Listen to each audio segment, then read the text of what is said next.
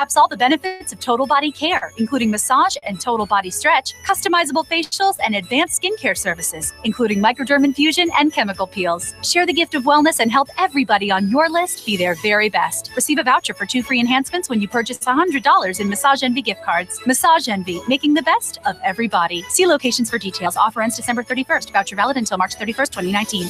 Visit Chattanooga's Massage Envy at Hamilton Place Mall and in the Target Shopping Plaza, Hickson. Warren and Griffin, a personal injury law firm, gives you this guarantee. It's a challenge, actually. If you have a car wreck and you do not meet with either John Mark or C Mark, they will not charge you an attorney fee and will pay you $500. Accept the Warren and Griffin Local Law Firm Challenge. The station you hear everywhere.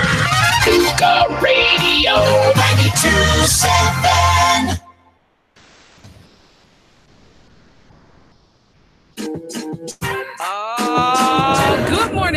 Good morning, beautiful people here in the city of Chattanooga. It's your girl Marie Mott with the Marie Mott Show. Y'all know what it is. I'm taking it from the streets to City Hall to the mayor's office. Can't leave out the police department. From the Valley Low to the mountaintop, give you guys a bird's eye view to what's going on here in the city of Chattanooga. Good morning, everyone. Good morning. I haven't seen y'all all year. Good morning. We made it to 2019. Woo! What a year it has been. Last year, we had some ups, we had some downs, we had some highs, some lows, some sunshine, some rain. But baby, that's life.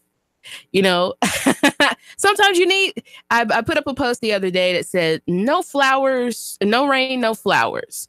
So if you don't have a little bit of rain, if you don't have, you can't have a seed that grows without a little dirt. So there are these dirty things, these nasty things that are required. Sometimes you got to go through things before you can get to the beauty in life. But I feel that's what 2019 is really going to be about, is discovering the beauties in life, the things that maybe we miss, the things that leading with love, and not just any kind of love, because I've talked about the 4 types of love on the show. I'm talking about agape love, unconditional love, the love that doesn't have any strings, of any perceptions, just loving people because they're breathing. And so I'm always glad when not only do I get to come and talk to you guys about what's going on in the city of Chattanooga, but when I get to have people in the studio. And I decided that this week was going to be jam-packed with having people who are impacting community. Yesterday, I was blessed to have young, hot poet, Caleb the Poet, who was here on the show yesterday. And and we had a good time. And so both of us have been impacted by this beautiful onyx skin, intelligent, loving, 6'3" veteran yogi writer. Professor X is his writing pen name as well as his artist name, because he's a musician. This guy does a lot. He is a father of a beautiful, beautiful Black queen named Hasi. I love her to death. She is amazing. And she's going to be taller than me. I'm jealous. But this brother has, I linked with him this year in a lot of stuff. We've linked through a lot of stuff. We've talked about things. We've talked about politics. He introduced me to Bell Hooks. He doesn't know that, but he introduced me to Bell Hooks. I've had very, very large discussions with him about religion, about philosophy, and I'm always looking towards seeing the beautiful things that he's doing. This brother had the opportunity to have a session with the Hunter Museum. Shout out to Miss Adara Kazi, who has consistently given young African-American people in the city a platform with the Hunter Museum to have a variety of discussions. And he hits it from such a wonderful perspective. And so I wanted to start the year with such a sage like Anthony, and I'm glad to have him here. So without further ado, good morning, sir. Good morning. I feel like you just put a lot of pressure. Now everybody's expecting me to say something. So just introduce, I know I said a lot, but introduce yourself to the people. Well, Well, first of all, welcome to 2019. We made it, guys. We're here. We're breathing. We're alive, and it's beautiful. I like that you said that this year is going to be, the year that we discover or rediscover the beauty of life, because 2018 was trying. It was trying. It was a year. It was a year to be lived.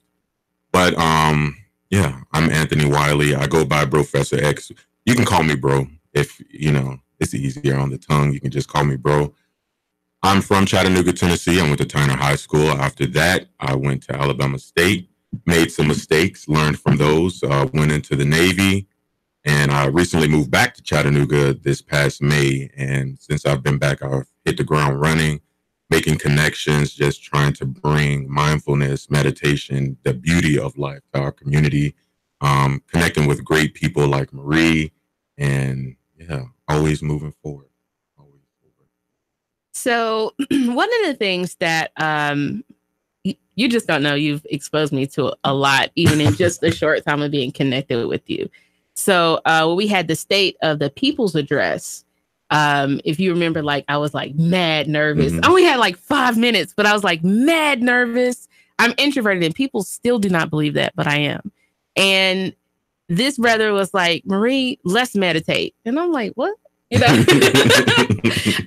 you grow up Pentecostal or grow up in a church. We do prayer, right, which is an ask often, but meditating is something completely different. Right. And so Anthony pulled out his phone. He has an app for meditation, and we sat there and we meditated. I was so nervous, my hands were kind of shaking, and we meditated, and I felt amazing. And what he doesn't know is that I've continued that practice further from there. Sometimes I need to do it more often, but it is a practice that when I'm really, really frustrated, or when I can't calm my thoughts down or slow them down, meditation has been that thing that has begun to open up a doorway for me to be still and be at peace.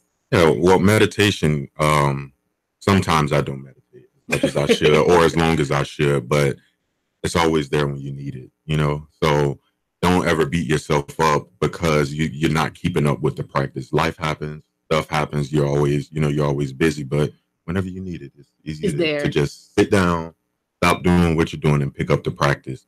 But for me, meditation has allowed me to slow down my thoughts, slow down everything that's happening, because life is an input system. Every time something happens to us, it's like input, and we never really get a chance to process it. But with meditation, you sit down for 5 minutes, 10 minutes, you just stop, and you try to let those thoughts go. Whenever something happens, the first thing is that the mind sends signals to your body. So you tense up, you get nervous, you start shaking, and then from there, your mind is like, okay, well, I don't want to feel this. So now what can I do? So you start to distract yourself with something.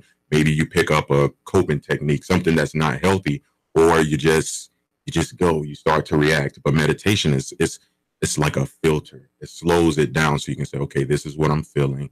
I know that what I'm prone to do when I feel like this, but let me just sit here and let me find the peace that already lives within me. And, it helps.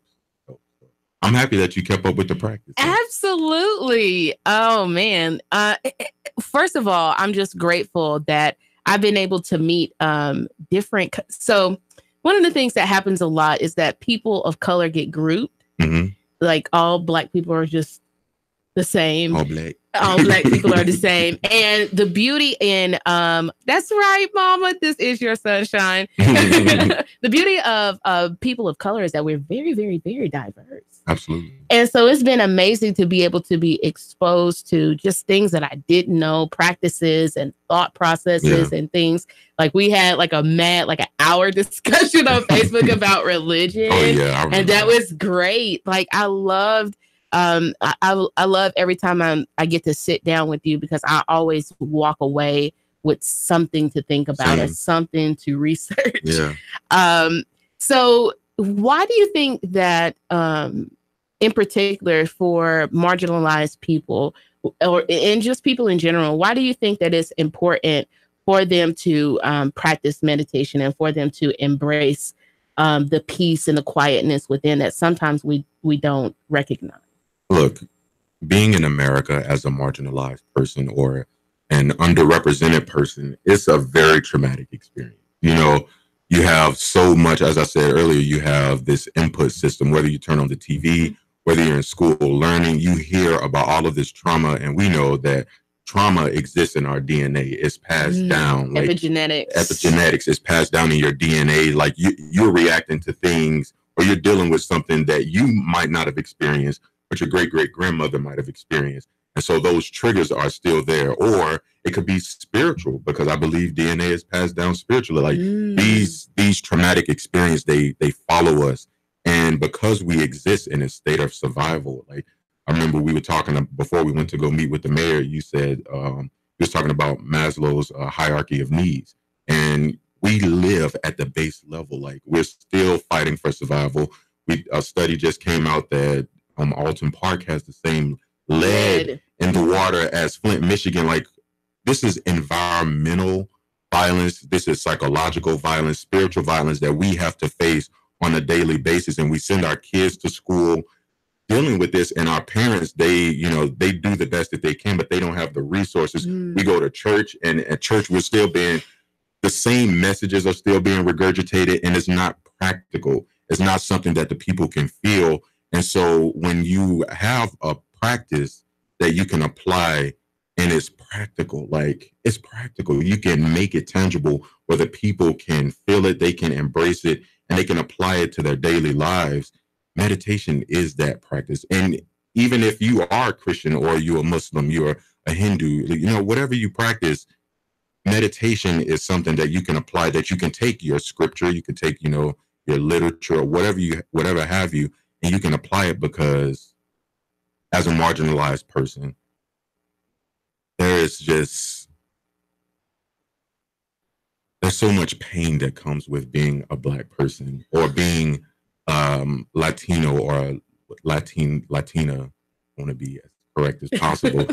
And it's measurable. There are different extremes. Everybody experiences things differently, but to have a place where you can come and just be naked and not have to be Black, not have to be that which people say you are, or what this system has created you to be, and to unplug. It's like, an electronic device. If it's broken or if it's not working, what do? You unplug it for a minute, you turn it off to reset it. And that's what meditation is for the brain. It's really resetting your brain, resetting those triggers, healing those pathways. And meditation is really just a gateway. It's a gateway to experiencing life at a deeper level. You really get to uncover ways that you can be more loving and understand what agape love is. Because if you're constantly going, running around like a chicken with his head cut off, and that's really what we are. Like, I like to bring up Black Mirror a lot. I don't know if people watch Black Mirror on Netflix, but it's like we're like automatons. We're robots just going. We experience something and we don't want to experience, so we just convince ourselves that it's not what's happening. But yeah, reality is what it is, and sometimes it's pretty crappy. And meditation is accepting that it is what it is. It is what it is. But we can create something much more beautiful, and it's also about self-empowerment, because everything that we need to become free, to stay free, and to set free is already within us. It's already within us. So meditation is just, I like to say that it's uncovering already revealed truths for the first time. I believe that. One of my mom's favorite sayings is the chains on the mind are not, the chains on the wrist are not as strong as the chains on the mind. Absolutely. And so I can definitely say that oftentimes, not only are we succumbing to spiritual prisons or sometimes physical prisons, but the majority of people in this country are succumbing to mental prisons that we're in because of the very real things that are happening in life. And so, part of the beautiful thing that I've loved about watching your journey as I've been introduced into your life is not only seeing how you've grown as an individual, but seeing how you've grown in your writing, seeing how you've grown with your music, and in particular, seeing how you've grown on such an important topic such as Black masculinity. Yeah. So what were the things that encouraged you to start defining masculinity for yourself? And why did you feel that it was necessary for you to start having these real conversations with community, which you've had? Identity. Okay. Identity crisis. W.E.B. Du Bois talks about, double consciousness. He talks about double consciousness. And for a long time, even since I was a child, I felt like, I'm sure many children feel like this, and many adults who are honest with themselves, their inner child still feels like that they just didn't, like the world was so big. You felt like you had to fit into this mold and your identity, you really didn't get to come up with your own identity. When you're born, you're given a name, and in some cultures, they wait a certain period to see what qualities you have, to see what uncovers itself before you're given a name. But here we're just given a name, and then we're expected to follow this path. And sometimes that's taxing. You don't really get to identify yourself. And especially being a Black person growing up in America, there's already these stereotypes. There's already these ideas about what it is to be a Black man or what it is to be a Black boy. You don't get to cry. You don't really get to feel. And as a child, I was very tender. Like, I felt things deeply. And, some people say it's being an indigo child, or I just felt things like it. Same. You just feel things. And growing up in a world, that tells you boys are not allowed to feel, that tell you that, what you have to do. Bell Hooks calls it patriarchal traumatization. It's saying, okay, well, hey, stop crying. Boys don't cry. You don't feel that. Like, you're telling yourself that you don't feel what you're feeling. And it creates this disconnect in your mind where it's like, well, maybe I'm not feeling that. And you only get to express the two appropriate emotions of manhood, anger and sexual pleasure. And it's like, and so when growing up in school, I was picked on. I had my birth chart read a couple of years ago. And what was discovered is that my chart is purely feminine. It's purely feminine. Like, there's a lot of feminine energy. Even throughout my childhood, I was raised by my mom. She was a single mom. I love you, Mama. Happy birthday as well.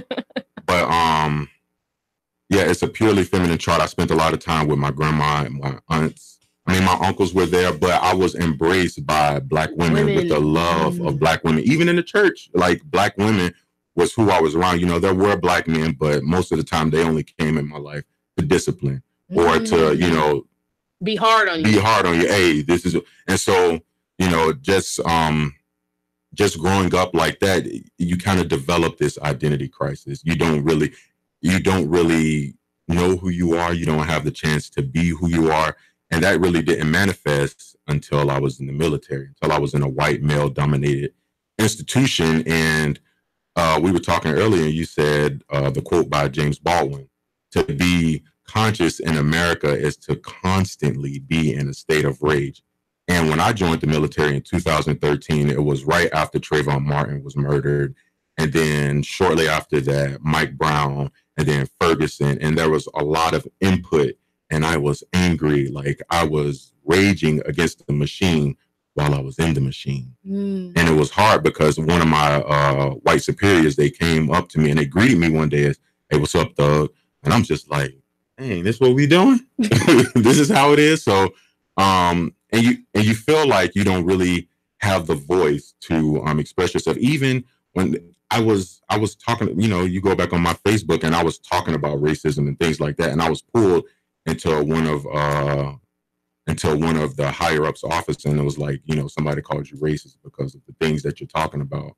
And I had to go through this whole process to, I'm not racist. People can't be they racist. Can't be racist. That's a but yeah, Black, and what really opened the door for me, or opened my mind, was listening to Bell Hooks. I read We Real Cool, Black Man Masculinity. I read The Will to Change, and I was like, just because this has been the path that I was put on doesn't mean that I have to stay this way. I can live an emotionally aware and emotionally free life. I can deal with the trauma. I can deal with the pain from my past and let that be okay. Let, it happened. And some people, I say all the time, some people, they don't recover. And it's okay. Yes. That because trauma is hard. Like it really does damage the mind. I told my mom, we're not supposed to go through stuff like that. And that's important. And one thing I want to say before we close out for the first part of the segment is I think one of the things that people try to force in this society is reconciliation, which is different from forgiveness. Right. I can forgive you. That don't mean that we got to rock with one. Right. Absolutely. And I think sometimes we want people to consistently be connected with sometimes people who are just toxic. Yeah. And people who may not be at the state where they will change or where they ever will change. Right. And I think in particular for marginalized people and people of color, one thing that we don't get the opportunity to be told is we have the right to take care of ourselves, to protect our energy and our emotional and mental and spiritual and physical well-being. Right. Even if that means sometimes distancing ourselves from other people. I feel like a concept that's really lost to a lot of Black people. And luckily, within the past few years, it's been coming up more as self-love. Y'all stay tuned for the second half of the segment. We have Mr. Anthony Wiley, Professor X, dropping gems, having a loving conversation in this new year about leading with love and defining our lives for ourselves. That's Kuji Chagulia, self-determination. See you guys back on the second half of the segment. 3, 2, 1. Chattanooga Radio, Digital FM 95.3 HD4, 92.7 FM's news now. Police on the case after a man was gunned down in Chattanooga. Reports say he was taken to the hospital where officers questioned him. The call came in around 9:30 in the morning on Sunday. The 30-year-old victim expected to recover. The CPD on the hunt for the would-be killer. The police say that a man was hit by a train Saturday night on East 25th Street. His name was not released, but he's in the hospital in critical condition. The police and the CSX trying to figure out what exactly happened. 4 residents are going to have to ring in the new year in a different house. Reports say a fire broke out at a home on Kemp Circle just before noon on Sunday.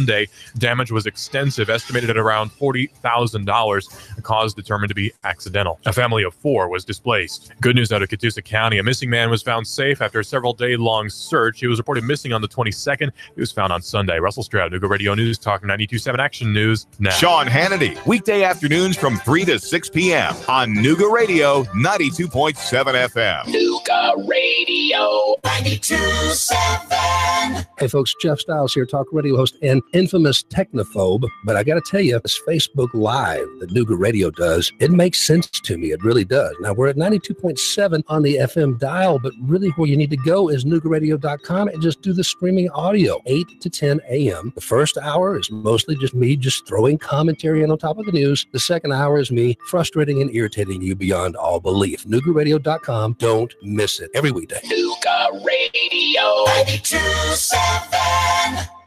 You want more business. You want to increase your bottom line. You want to spend less on advertising, imaging your business, and general expenses. You need Trade Bank. When you join Trade Bank, you'll get the benefit of free advertising in our monthly magazine, TradeBank.com, emails, and mailouts. Join Trade Bank now and receive your Trade Bank debit card with trade credits to spend any way you want. Trade Bank of Chattanooga. Call now for a free consultation. 877-2202. That's 877-2202. Trade Bank of Chattanooga. Your home is a constant work in progress. Repaint the walls? Yeah, easy enough. Leaky faucet? There's a video for that. But roof repair? You might want some help. That's where Chattanooga Roofing Contractors come in. They have 3 generations of roofing excellence you can count on. Leave the ladder in the garage. Go to chatroofing.com. That's chatroofing.com for Chattanooga Roofing Contractors, a roofing company you can trust. Hey, Hey, you. Yeah, you. This is your sandwich speaking. Yeah, your sandwich. And you can't find me any place but the Mad Philly Sandwich Shop. Mad Philly Sandwich Shop, just off 153 on Shaliford Road. It's in the Little Plaza. Hey, check out these buns. Yeah, they're Amorosa. All the way from Philly. So bite me. You want a real Philly cheesesteak? Check out my meat. Throw some cheese on it and grilled onions. Oh, yeah. Now that's what I'm talking about. Only at the Mad Philly Sandwich Shop, where you'll always get the real taste of a Philadelphia cheesesteak. Plus hoagies, burgers, sandwiches, salads, fresh cut fries, tater tots, and other stuff. Mad Philly Sandwich Shop, just off 153 on Shaliford Road, right across from Mountain View Service Center. It's in the Little Plaza. Hey, come on, we're waiting for you here. So just shut up and eat it. Whether you have marginal, moderate, or even extensive hair loss, you don't have to live with it. Finally, there's a procedure that becomes a part of you, and it requires no daily maintenance or special care. Let Apollo Hair Systems give you a free hair and scalp analysis today. Call 423-803-1011 and schedule this free evaluation today. Open Tuesday, Wednesday, and Thursday from 9 a.m. to 6 p.m. Friday and Saturday, 9 a.m. to 3 p.m. Apollo Hair Systems, 5512 Ringgold Road in Chattanooga. 423-803-1011 for Apollo Hair Systems.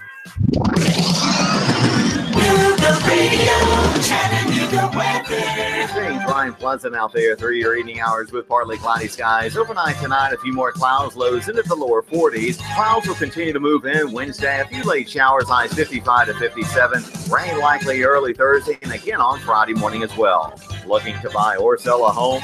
Real Living Southern Realty provides real answers and customized marketing solutions. Serving the entire tri-state area, check rlsouthernrealty.com for their complete listings. And I'm Soren Jeans Wells, Chief Meteorologist, Pastor 4. The Radio 92.7.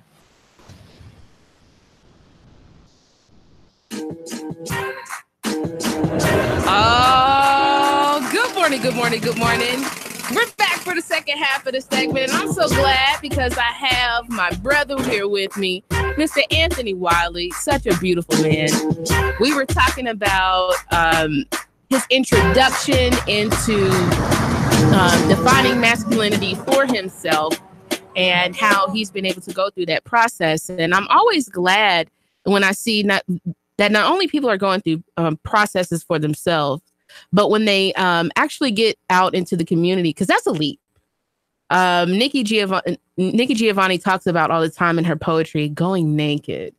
And that is such a tough thing to not only do by yourself, but then to go naked in front of people.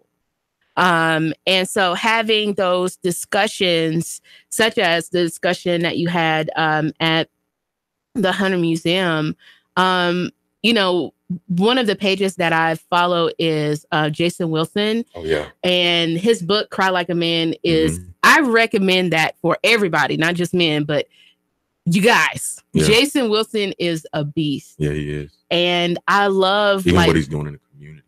Yeah. Yes. I love it. The training, the discipline. Yes. But just encouraging boys to find alternative routes of dealing with their emotions and not doing that by whooping them or putting them in timeout, but actually helping them with his processes, of course, with like scripture and martial arts training. Right. But, one of the things that you do is meditation as well as yoga. Like, how did you end up getting into yoga? Because that's not a field. Even now, there are more people of color that are getting into yoga. But how did you end up getting into the practice of yoga? Erykah Badu. Oh, I love. She has a song called I think it's "I Want You," and at the time I was going through some very, very,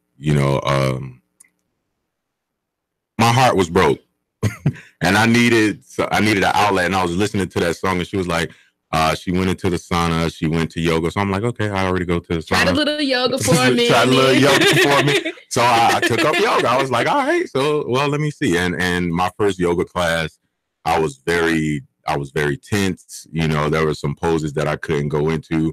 I wasn't connected to my breath. I thought that it was purely just body. I felt like, okay, well, let me go into this pose. I was leading with my body, but now, a couple of years later, I now understand that yoga is a holistic practice. It's not just the body, it's the mind, it's the spirit, it's the soul. Like, so yeah, that's how I got into yoga. And that's also how I kind of got into meditation as well. It's really just, it's tenfold. Everything is full circle. Exactly. It just feeds into, it's like a cup that runs over and it just spills into another cup. And so my yoga practice and meditation also has given me a deeper understanding of the Bible and also a deeper understanding and relationship with the person that we call Jesus.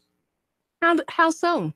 Like I said earlier, it's just practical. The things that Jesus was talking about, I don't see it as, how when you go to church and and you hear the pastor or whoever's speaking, you hear them saying these things and it feels so otherworldly. Like it feels like something that you will never be able to accomplish or do. But when you go back and you unlock the chains on your mind and you say, well, wow, Jesus had been telling me I could do greater things than he was doing. Like that was no limit. Jesus was wanting us to take the limits off of our mind to connect with the relationship with God. But he was also like, if you want to do your work, then I got you. I've already done it. But if you want to live a full and abundant life, then the power is yours. Exactly. But there is some work. Yeah. Required. You're going to have to go to the garden sometimes. That's what I call meditation. You're going to have to go to the garden. Sometimes you're going to have to bleed some tears, or sometimes you're going to have to cry some blood. Yeah, take some licking. Yeah, the journey is beautiful. The path, the way is beautiful. Life is beautiful. But it comes with some work. It comes with some pain. You're going to have that thorn in your side. You're going to have some experience, and that's just life. That's life. But I mean, it doesn't have to be miserable. Yeah, it doesn't have to be miserable. And when you experience that pain, you experience and you come out the other side transformed, transfigured. You let your mind be renewed. You let your spirit be renewed in your heart. And the cold calluses around your heart, to walk around with an open heart, to be vulnerable all the time. It's a very dangerous practice, but it's a very fulfilling practice because you're so open. And sometimes people are not at that same level. People do not, radiate that same love. They're not operating at that same frequency, and you're susceptible to be hurt. And it's funny that you would say that because I had a discussion with somebody about the parable of the talents. Often when it is preached, the parable of the talents is preached from a fiscal monetary perspective. Right. But one of the ways that I perceive the parable of the talents is the people who give, right, who take those risks spiritually, emotionally. That is and when you hold on to it, what do you like? Like you said, being naked. I love Element has a song, I need somebody to love me naked. Like we think of it, and even to go back to Genesis, to Adam and Eve, they saw each other and they weren't afraid of what they saw. Like, we look at ourselves now and maybe we don't like what we see in the mirror. So we have this shame attached to it. The sin is, it's only the sin. And that's when we think about sin, we think about it like this. But no, sin is being separated. Sin is this illusion of being separated from the people that you're creating an image of yourself. You're not showing up fully in life. And to go back to, masculinity, how do you expect people to show up completely with no masks on, no clothes on, to be spiritually naked, to just show the bare, this is me. This is who I am. Like, this is me. I'm not trying to be somebody else. You break it down even on a deeper level, you experience a different Anthony than my mom experiences. And everybody creates this concept of you based off their experiences.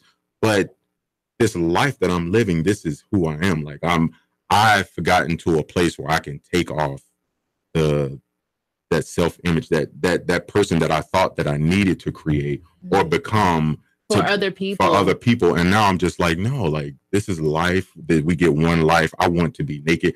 I want to be able to express my emotions, to feel. And that's why creating is so important. In my art, my music, my writings, I like to combine everything. That I'm like an autodidact. I learn. I'm a savant in certain areas, and I like to mesh it all into this perfect little nugget that I can gift people.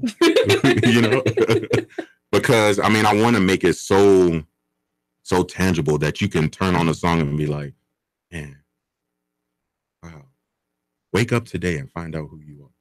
You know, one of the things that that I have discovered when I learn about people who have impacted history for the long term. It's something that I wrote in. I have a quote book of things that I write down. And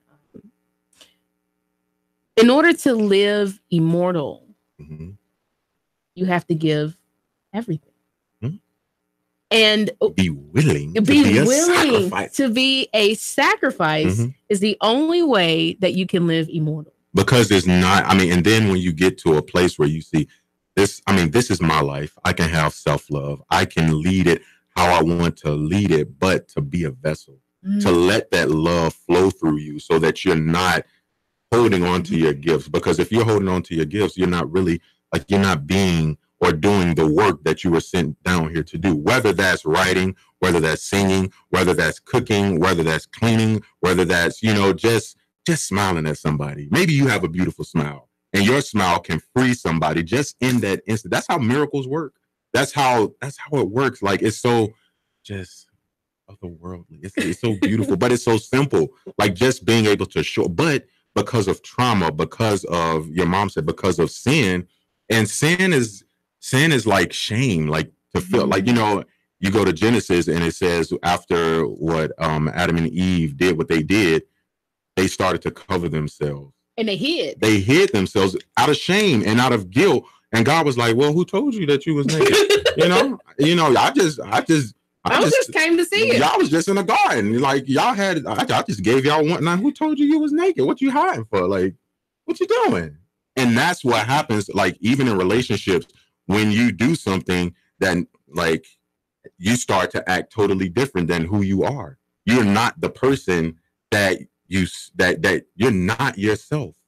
And it's a mental, like a mental snap. It's trauma almost. And that's what I think sin is not being able to show up fully as yourself, to be the best version of yourself, because love requires us to be the best versions of ourselves. That's how we can love our neighbor and love ourselves. Self-love is very important. Absolutely. You're dropping so many gems. I hope you guys are really I like that, Lucretia. Gandhi said, when you die, you should be on zero. Yes, Absolutely. You should be empty.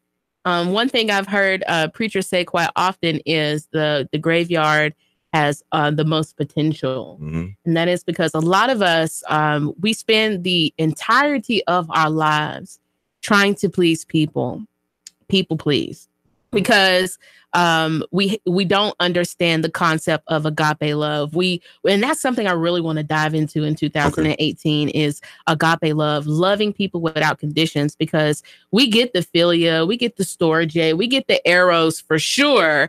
But that agape love, which means that even if you because you are right, even if you're having your best day or tomorrow you're trash, I still see you. I still acknowledge that you're here. I'm glad that you're here. I see you. Like, I see who you are even when you're not that person. Like, it's not about loving potential. It's just you are a being. You're having this experience. I know that you may have experienced some trauma in your life. And sometimes we go down that rabbit hole. Sometimes we check out because it's too much for us to handle. But unconditional love is saying, you know what? No strings attached. I love you not for what you do for me, not because of how you make me feel, but I love you because you are you. And if that love requires or requests that I love you from a distance, I can be of service to you in that way, so that you can go off and do what you need to do. I said a quote, but it kind of came to me as I was reading The Alchemist. Love is allowing people to go on their journey. Like, it's not this attachment. We confuse love. I actually have a song out that talks about this. Love's free. On my album Uhuru, you can listen to that. Apple Music, Spotify, same as Pluto. But love is not attachment. It's not saying because I love you or because you love me, you have to stay. Like, it's not an obligation. It's free will.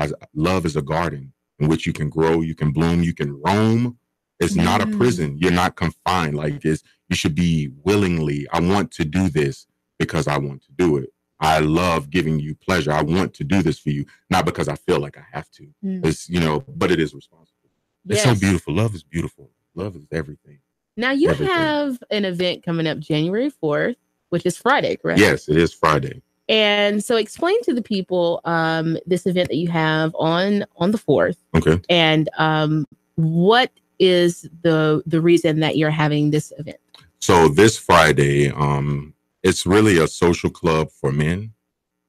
I want it to be a book club, but also a place that we can come discuss health, work out together, talk about diets, talk about relationships, talk about, the patriarchal traumatization that we've all been through, talk about just everything and hold each other accountable so that we can be our best selves. I want it to be a space where men can come and just be naked, not like that, but not physical naked, but just come, because sometimes we carry so many burdens, and we feel like we're on the path alone, and we never really look to the left or right of us to see that there are brothers who are struggling and dealing, and they're trying to heal. They have the will to change, but they just don't have the tools. And this space that I'm creating is a place where we can provide tools and hold each other accountable to utilize those tools.